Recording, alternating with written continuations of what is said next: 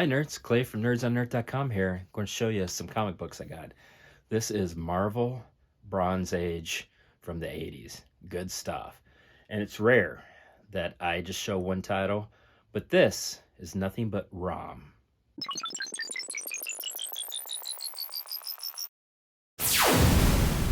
Alright, buckle up Space Knights. It's nothing but ROM comics. So that is ROM number 3, ROM number 5, and ROM number 11. Now, ROM is interesting. ROM obviously was a Marvel's 80s comic. Very popular. It's with the Micronauts. They were also publishing G.I. Joe, Transformers at the time. So they were doing some licensed comics off of toys. So that was something that under Shooter's leadership, Jim Shooter, that they were not above doing some licensed comics. And a ROM, at this point, is owned by Hasbro. As a toy, ROM went through so many different owners that it's almost impossible to track. Started out in Japan and went through a gazillion different, but it ended up at Hasbro. There are rumors that Hasbro wants to make a ROM movie, and you know, obviously they've been making G.I. Joe movies. But what that means is that Marvel never really owned the rights to ROM as a character. They just licensed it, which means it's hard to find these comics to read. Like, so for example, you can't read them digitally. In Marvel Unlimited, you can't get them. And so I was thrilled I was able to get this collection for 50 cents a comic. And so to get these old ROM stories, a lot of folks think fondly when they remember these old ROM comics. ROM was great. It had a lot of guest stars, so you can see Heroes for Hire, Nova and the News Champions. Marvel was great about that. They had other characters appear in the comics. That's what folks loved. They loved to see different stars in their comics. So Galactus on Galador. Galador was the planet that ROM, the Space Knights came from.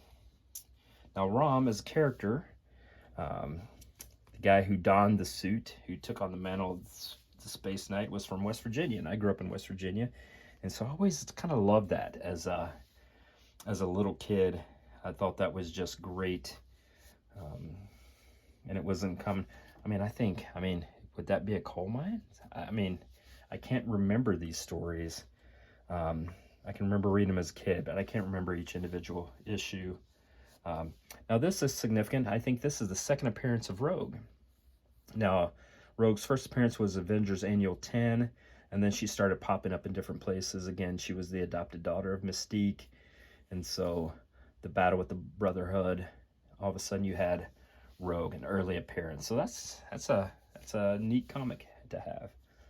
Again, this is another Rogue, really, really early appearance before she became associated with the X-Men in any way. ROM 33, that looks a little gothic horror.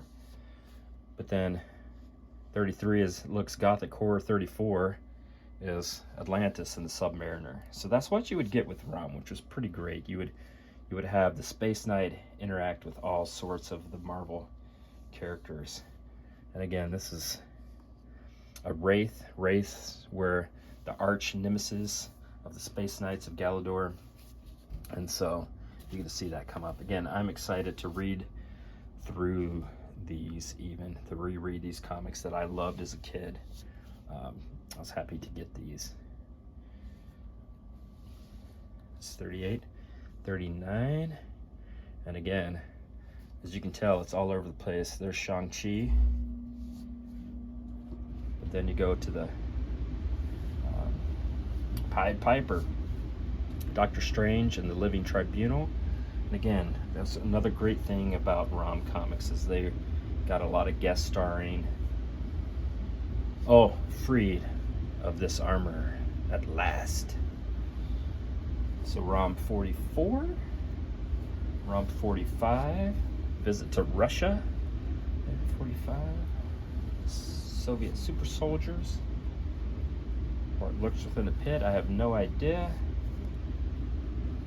48, 49, I forget her name, Starshine.